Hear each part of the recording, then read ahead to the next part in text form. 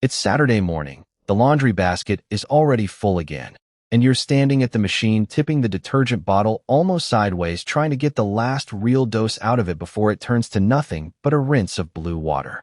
You already know you're buying another one this week. 12, 14, sometimes closer to $20 for a bottle that's supposed to last a month and somehow never quite makes it. Rebecca used to keep a little notebook of what we spend on the house each month, and detergent was one of those lines that crept up every single year without anybody deciding it should. Now, I put this $0 recipe lasts a year right there for you to click on, and I'm not going to stand here and pretend it's actually free, because that's not honest, and I don't like starting a video by stretching the truth before I've even said hello. What it actually costs is a few dollars a year, not a few dollars a month, and I'll walk you through the real math later on so you can check it yourself instead of taking my word for it. What I will tell you honestly is where this actually comes from, because it's not some secret my family's been guarding. Before there was a detergent aisle at all, this is simply what washing clothes looked like: bar soap and washing soda, and a little elbow grease. And it worked well enough that it kept clothes clean for generations before a single company ever put a jug of blue liquid on a shelf and told you that you needed it instead. I'm Jacob Miller. Some of you know me from around here already, and if this is your first time, I grew up in a plain community in Holmes County, Ohio, where you fixed what broke and made what you could instead of buying it new. My wife Rebecca runs the pantry and garden side of things when I point you her way, and my brother Samuel handles anything with wings or legs that shouldn't be in your yard. But today it's just laundry, and laundry is one of those chores every single household deals with every single week, whether there's 5 people in the house or just one. I'm going to show you exactly how this powder is made, why it actually cleans a shirt instead of just making it smell like a shirt, the one step people skip that makes the biggest difference in how well it works, a couple of things this recipe genuinely isn't as good at, a liquid version if you'd rather not deal with powder, and what it really costs you compared to what you're buying now. Before I get into mixing anything, it helps to understand what's actually cleaning your clothes in the first place, because once you see it, the whole recipe stops looking like a trick and starts looking like plain sense. Dirt and body oil don't dissolve in plain water on their own. Water and oils simply don't mix, which is why rinsing a greasy shirt under the tap by itself never does much of anything. Soap works because one end of the soap molecule grabs onto oil and grease while the other end is happy sitting in water. So when you agitate the wash, the soap surrounds those little particles of grime and lets the water carry them away instead of letting them cling to the fabric. That's the whole job. Everything else in a store-bought detergent bottle, the color, the fragrance beads, the thick gel texture, the foam, none of that is doing the actual cleaning. It's doing the selling. Washing soda is the second piece, and it matters more than people expect. Most tap water carries dissolved calcium and magnesium in it, what folks call hard water, and those minerals react with plain soap to form a sticky film, the same film that leaves a ring around your bathtub. That film doesn't rinse away easily, and it's part of why clothes washed in plain soap and hard water can come out feeling stiff or a little gray over time. Washing soda, which is sodium carbonate, binds up those minerals before the soap ever has to deal with them, which frees the soap to do its actual job on the dirt instead of fighting your water. It also raises the water's alkalinity slightly, which helps loosen grease and body oil on its own. Between the two of them, the soap for oil and grime, the washing soda for hard water and extra grease cutting, you've got the two things actually responsible for getting a shirt clean, without any of the extra ingredients you're paying for in a name brand bottle. Here's what you'll need, and the whole batch will run you somewhere under $5, most of which sits used in your pantry ready for the next batch. You want 1 bar of plain soap, and I mean plain, not a heavily perfumed body wash bar, just a basic bar soap with a short ingredient list. You'll need 1 cup of washing soda, which you'll find in the laundry aisle at most any grocery or hardware store, sold specifically for this purpose. Borax is optional, but I add a half cup of it myself, since it boosts the cleaning power a touch further and helps with odor, though the recipe works fine without it if you'd rather leave it out. And you'll want a cheese grater you don't mind dedicating to this job, along with a large airtight container to store the finished powder in. To make it, start by grating the whole bar of soap down into fine shreds. The finer the better, since smaller pieces dissolve faster in the wash, and you won't end up with little soap flecks stuck to a dark shirt.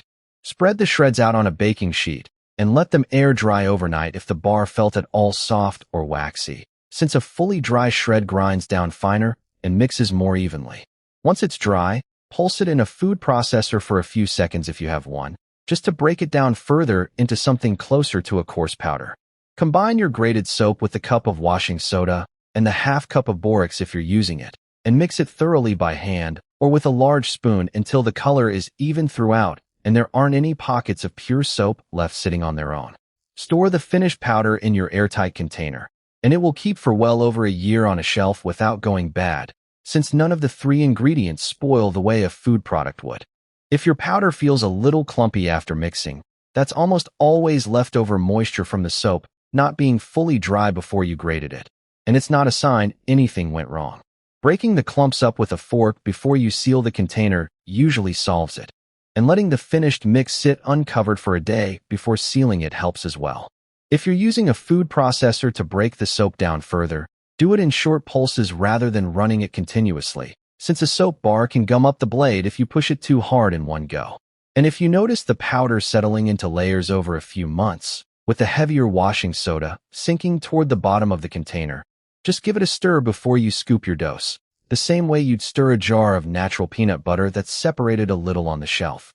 If you'd rather have a liquid than a powder, the same 3 ingredients work that way too, and some households find it easier to measure. Grate the bar of soap the same way, then melt it into about 4 cups of hot water on the stove over low heat, stirring until it's fully dissolved rather than boiling it. Stir in the washing soda and borax while the water's still hot, then pour the whole mixture into a bucket with several more cups of cool water added, and let it sit overnight. By morning, it'll have thickened into something between a gel and a loose liquid, and you'll want to give it a good stir or a quick pass with a hand mixer before each use, since it can separate a bit in the container between washes. A liquid batch made this way doesn't store quite as long as the dry powder, closer to 6 months before you'd want to mix a fresh one, but plenty of folks prefer not having to measure a dry scoop. One mix-up worth clearing up before you're standing in the store aisle confused, because I've made this mistake myself years back. Washing soda and baking soda are not the same thing, even though they sit near each other on a shelf and both come in a similar box. Baking soda is mild and food safe, meant for your kitchen, while washing soda is considerably more alkaline and meant specifically for cleaning, not eating. You can actually turn baking soda into washing soda yourself by spreading it on a baking sheet and heating it in the oven at around 400 degrees for an hour, which drives off water and carbon dioxide and leaves behind a stronger washing soda. But it's usually just as easy to buy the washing soda directly if your store carries it, and most grocery stores that carry laundry supplies do. If you want to scale this up for a bigger household or just to save yourself from mixing a fresh batch every few months, everything in this recipe doubles or triples cleanly. 2 bars of soap, 2 cups of washing soda, 1 cup of borax, stored in a larger airtight bin. It's septic safe as well, which isn't true of every homemade cleaning recipe out there, since none of the 3 ingredients disrupt the bacteria a septic system relies on the way some harsher chemical cleaners can. If the lack of scent bothers you and you'd like your laundry to carry a bit of fragrance the way you're used to, a few drops of an essential oil like lavender or eucalyptus stirred into the dry powder, or added to the liquid version while it's still warm, does the job without relying on the synthetic fragrance blends that store-bought detergent uses. It's worth knowing, too, that this isn't some forgotten trick that got replaced because it stopped working. Commercial laundry detergent, as most of us know it, really only became the standard household product in the years following the Second World War, when synthetic detergents were developed partly because soap performed poorly with the harder water and different washing machines coming into wider use at the time. And companies built entire advertising industries around convincing households that the new bottled products were an upgrade worth paying for every single month. Soap and washing soda didn't stop working. They stopped being profitable to sell, and that's a different thing entirely. Now here's the half of this that almost nobody mentions when they hand you a homemade detergent recipe. And it's the difference between clothes that come out actually clean and clothes that just come out wet. Use 1 to 2 tablespoons per load, not a scoop like you'd use with a thick commercial gel, since this powder is far more concentrated than what you're used to measuring. For a heavily soiled load, closer to 2 tablespoons and a slightly longer wash cycle if your machine allows it. For a lightly soiled load, 1 tablespoon is usually plenty, and using more than you need doesn't clean any better. It just leaves more residue for the rinse cycle to work through. If you've got a high-efficiency front-loading machine, use the low end of that range and make sure the powder goes into the drum directly or dissolves in a cup of hot water first before you add it. Since machines use less water overall, an undissolved powder can sit in folds of fabric instead of washing out. And if your water runs particularly hard, adding an extra half tablespoon of plain washing soda straight into the wash on top of your usual dose gives the mineral binding job a little more strength to work with. While we're on the subject of what's actually happening in the wash, I want to clear up a couple of things people assume without ever checking. Suds and foam are not a sign of cleaning power, no matter how much a commercial bottle's marketing leans on that idea. Foaming agents are added purely because people associate bubbles with cleanliness, and this powder will produce very little foam by comparison, which doesn't mean it's cleaning any less. It just means nobody added a foam booster to make you feel a certain way about it. Fabric softener isn't required either, and a 1/4 cup of plain white vinegar added to the rinse cycle does the same softening job, while also helping strip out any lingering soap residue. Though I'd never mix vinegar directly into the wash cycle alongside the soap itself, since the acid and the soap will partially cancel each other out before either one finishes its job. Dryer sheets work mostly through the same static reducing wax coating you'd get from a dry wool dryer ball tumbling around with the load, which costs nothing after the first purchase and never runs out the way a box of sheets does. And if you're reaching for bleach on whites, a scoop of oxygen-based bleach powder does the brightening job without the harsh smell or the fabric damage that plain chlorine bleach can cause over repeated washes. The little pre-measured pods a lot of stores push hardest are worth a word too, since they're often the most expensive way to wash a load by a wide margin. Each pod is built to handle a large, heavily soiled load regardless of what you're actually washing. So a small load of lightly worn clothes gets the same dose as a full hamper of work clothes, and there's no way to use less. You're paying a premium for convenience and a bit of dissolving film, not for better cleaning, and it's one of the clearest examples of paying more for less control over your own laundry. I want to be honest about where this recipe falls a little short too, the same way I was honest about the price up front.